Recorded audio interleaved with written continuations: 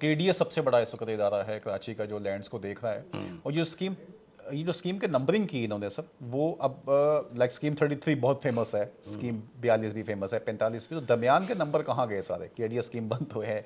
नहीं, अब इसका ये मैं थोड़ा सा आपको बता दूं। केडी यानी कराची डिस्ट्रिक्ट में 93 दे हैं। ठीक है पहले 4 डिस्ट्रिक्ट हुआ करते जी, थे, बिल्कुल। ईस्ट, वेस्ट, मलिर और और सेंट्रल और ये सेंट्रल। जी, इसके बाद मलिर का मलिर में इजाफा हुआ, आया 5 हो जी, गए। बिल्कुल। फिर 2 और इजाफा हो गया, केमाड़ी और और औरंगी। कोरंगी, औरंगी ठीक है। ये 93 दे की में 3 अथॉरिटियाँ काम कर रही है और कुछ फेडरल की अथॉरिटियाँ काम कर रही है।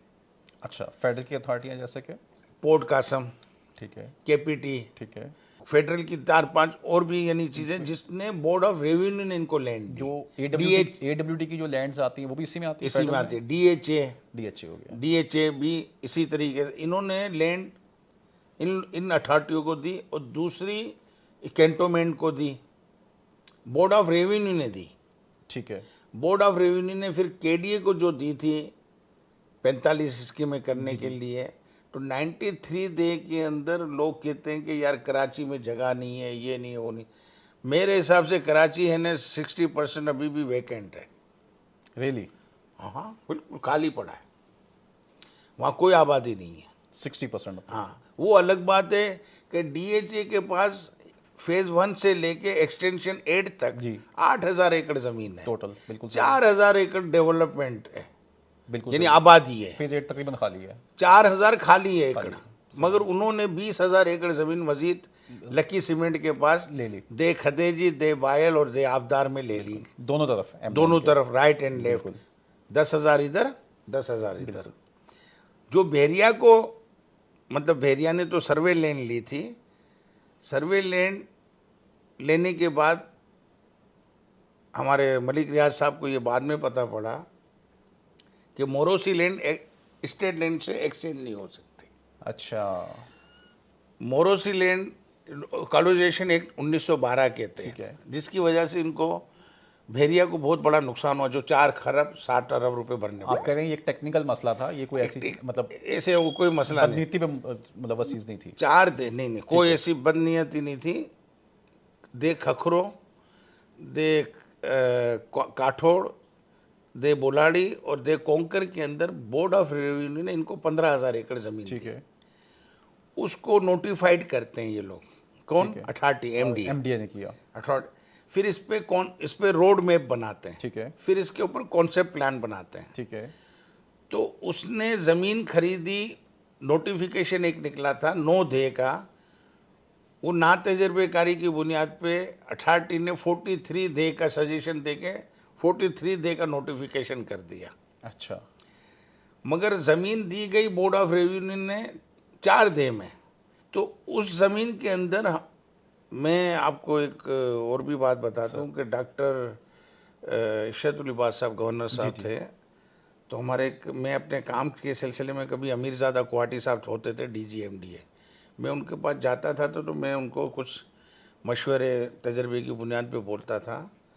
तो उन्होंने ही मुझे गवर्नर साहब से मुलाकात कराई थी। मेरा किसी पार्टी से ताल्लुक़ नहीं है, ना पीपल्स पार्टी से। लेकिन आप मेरे ख्याल में हर लोकल गवर्नमेंट के आप मैं एडवाइजर हर होते हैं। पार्टी के साथ काम किया है। हाँ, मैंने पीपल्स पार्टी के साथ भी काम किया है। मैंने ये मुत्तहिदा में थे अपने फ़रूक नसीम साहब, मैं उनका एसोसिएट्स भी रहा हूँ 8-9 साल।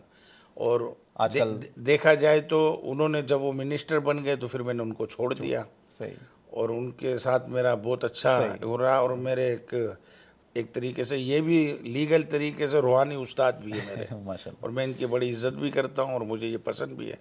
और डॉक्टर इशरतुल इबाद साहब का इखलाक ही ऐसा था कि मैं मेमन होते हुए भी फ्री कंसल्टेंसी करता था कि कराची के लिए, पाकिस्तान के लिए, कि भाई ये हाउसिंग स्कीम ये है।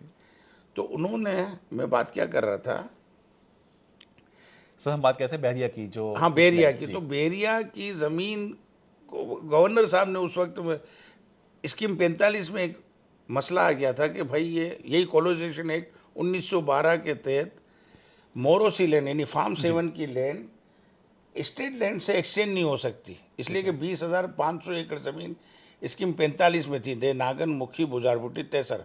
इसमें 9,512 एकड़ स्टेट लैंड एमडीए को दी गई।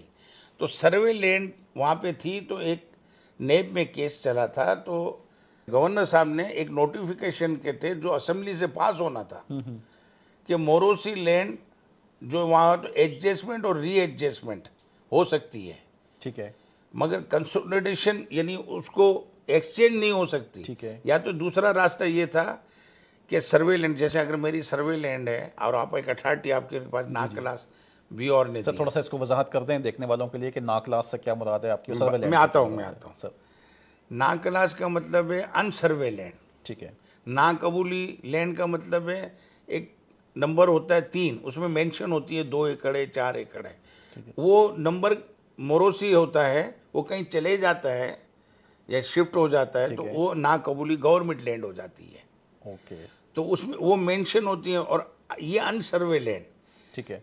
अब अनसर्वे लैंड टोटल थी स्कीम 45 में 16,000 एकड़। पर अनसर्वे लैंड पे कोई स्कीम लॉन्च नहीं हो सकती, नहीं नहीं, स्कीम क्यों नहीं, वो बी और अथॉरिटी को देगा, अथॉरिटी को देगा, सही है। अथॉरिटी कर सकती है। अथॉरिटी फिर क्या करती है, नो लॉस नो प्रॉफिट पे मुशर्रफ साहब ने 63 टाउन 63 की टाउन स्कीम लॉन्च की, किया, और फिर इसके अंदर जो एफएल साइड होती है या कमर्शियल, उसको ऑक्शन करके वहाँ पे बिजली, पानी, गैस, रोड वगैरह का इंफ्रास्ट्रक्चर लाया जाता है।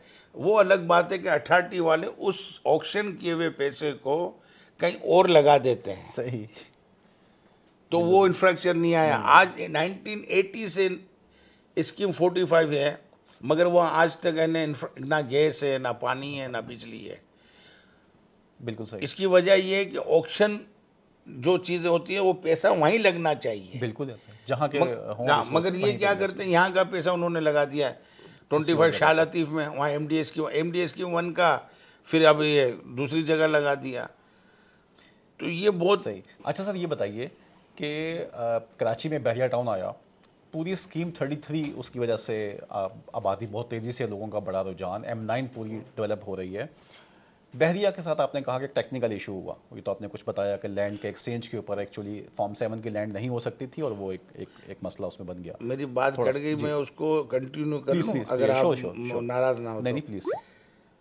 वो 4 देह में जो 15,000 एकड़ जमीन दी गई थी नाकलास, तो आपने सवाल किया नाकलास क्या होती है, तो मैं वो बयान कर रहा जी था। जी, वो नाकलास से एडजस्टमेंट और री एडजस्टमेंट होते, वो मोरोसी लैंड इस 4 देह में नोटिफाइड के अंदर। टेक्निकली इनसे ये गलती हो गई कि वो जो 43 देह का नोटिफिकेशन था उनमें उनकी ज़मीनें थी, ठीक है, वो सारी ज़मीनें एडजस्टमेंट री एडजस्टमेंट इस 15,000 से नहीं हो सकती थी। ठीक है, वो एक अलग इशू है। कॉलोनाइजेशन एक्ट 1912 के तहत मोरोसी लैंड स्टेट लैंड से एक्सचेंज नहीं हो सकती, मगर मेरा कहना है कि फितरत के मुताबिक कानून बनता है। बिल्कुल ऐसा, तो वो जब आप नोटिफाइड करेंगे तो जिसकी ज़मीन है भाई, तो वो क्या कहते हैं कॉलोनाइजेशन एक्ट में एक दफ़ा 1912 एक्ट में ये नहीं कि चेंज नहीं हो सकते, कोई हदीस है या कुरान है, बिल्कुल, वो बाकायदा सिंध असेंबली से उसको इसमें अमेंडमेंट की जा सकती है, लेकिन हुई नहीं अभी तक। अभी तक नहीं हुई। वो मैंने जो आपको कहा कि गवर्नर साहब ने वो कही थी, तो वो असेंबली से पास हो जाता, तो वो ही था अच्छा। 1912 के एक्ट को कि भाई मोरोसी लैंड अगर कोई नोटिफाइड एरिया में आ जाए तो वो एक्सचेंज हो सकती है। ओके, तो उन्होंने क्या कहते हैं जब नहीं की, यानी इस तरीके से, तो अगर वो 43 देह में से ये लैंड यहाँ पे एडजस्टमेंट री एडजस्टमेंट नहीं की, उसको एक कंसोलिडेशन का नाम दिया। यकजा अरे भाई, मुझे आप ये 4 कमरे अलाट कर रहे हैं, इस 4 कमरों में मैं कहीं भी बाथरूम बनाऊं, कहीं भी मैं किचन बनाऊं, कहीं भी स्टडी रूम बनाऊं, मगर मैं क्या कहते हैं बराबर वाले रूम में बनाऊंगा तो आप कहेंगे कि शेखानी साहब आप इसमें बनाए ना ये 4 कमरों में। बिल्कुल, तो इसी तरीके से नोटिफाइड 4 देह थे, तो बाहर आउट ऑफ दे की ज़मीन यहाँ कैसे लेकर आप आ गए, तो वो इशू आ गया लैंड वैल्यू का, जो आप मुझसे बार बार पूछ रहे हैं। मुझे याद पड़ता है कि सुप्रीम कोर्ट ने अपने फैसले में पंजाब का कोई केस उठाया था, क्रिस्टन कोई टेक्सटाइल मिल थी जिसकी लैंड को ऐसे एक्सचेंज हुई थी उसके साथ, तो उसको रेफरेंस बनाया गया था उसको, लेकिन कोर्ट ने उसको भी नहीं माना। वो कॉलोनाइजेशन एक्ट कोई सिर्फ सिंध में नहीं लगता, नेशन कॉलोनाइजेशन एक्ट 1912 पूरे पाकिस्तान पे लागू होता है। बिल्कुल सही है, आप बात समझे, तो उस इसलिए नहीं माना गया, बड़े बड़े वकील खरीदे गए। अगर मुझसे कहा जाता जी उस वक्त कि शेखानी साहब आपकी क्या राय मशवरत क्या है है आपकी, बिल्कुल। या आपकी राय क्या है। तो मैं क्या करता, मैं ये जो 15,000 एकड़ 4 देह में ज़मीन दी गई थी, मैं कहता कि 43 देह में 500 एकड़ तो थी ना, 1,000 एकड़, आप 43,000 एकड़ ज़मीन अलाट कर दें एमडीए को। अच्छा, आपको ये बता दूं कि 93 डे में से 53 डे का लैंड कंट्रोल और प्लानिंग कंट्रोल बाय नोटिफिकेशन कहते हैं एमडीए के पास है।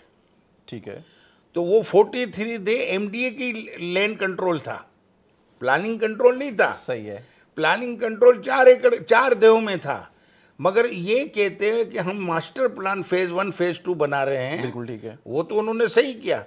तो हम क्या कहते हैं, जो स्टेट में ज़मीनें यहाँ पड़ी है, तो हम इन 4 देहों में हम एडजस्टमेंट या रीएडजस्टमेंट करेंगे, ताकि यहाँ पे कच्ची आबादी बन रही है, गोड बन रहे हैं, कब्जे हो रहे हैं, ये ना हो। इसलिए हम, तो मैं समझता हूँ सुप्रीम कोर्ट के पास कोई रास्ता, कोई वो नहीं होता, इसलिए कि फितरत के मुताबिक कानून है। बिल्कुल ठीक है। तो यूं बहरिया टाउन के जो वकला थे बड़े बड़े, करोड़ों, 5 करोड़, ये किसी ने लॉजिक 10 उनको नहीं मिल करोड़, सकी। मुझ जैसे वो वकील को, मेमन को अगर 1 करोड़ रुपए की भी फीस देते तो मैं शायद बता नहीं देता सर, कि भाई, माशाल्लाह जितना आपका एक्सपीरियंस है और जितना बैरियर टाउन ने खर्चा किया है उस पूरे मैं तो कहता हूँ, मैं तो कहता हूँ मलिक रियाज साहब को मेरी भी जिंदगी लग जाए। उसके बावजूद पेनल्टी ली डिलीवर है उन्होंने। भाई, यहाँ तो कहते हैं ना, जो दिखता है वो बिकता है। हमारी आबाद पूरी खिलाफ है, बेरिया के खिलाफ है, मलिक रियाज के खिलाफ है, इनके काम से खिलाफ है। मगर अब जाके जब उन्होंने बना डाला तो सब है ना अंदर से मानते हैं कि हाँ मलिक साहब, मगर ओपनली नहीं कहते। एटलीस्ट कराची के लिए एक उन्होंने एक रोल मॉडल बना दिया। रोल मॉडल भाई, सोसाइटी मेरा फॉलो करेगी। इस फील्ड से 30 साल का वाबस्तगी। मैं इस्लामाबाद जिंदगी में 3 बार गया हूँगा, लाहौर, इधर पंजाब सरहद में, बलूचिस्तान में 2 या 3 बार, मगर मैं सिंध में तो घुमा हूँ ना, और कराची में मैं 30 साल से, और हर बिल्डर डेवलपर से मैं वाबस्ता।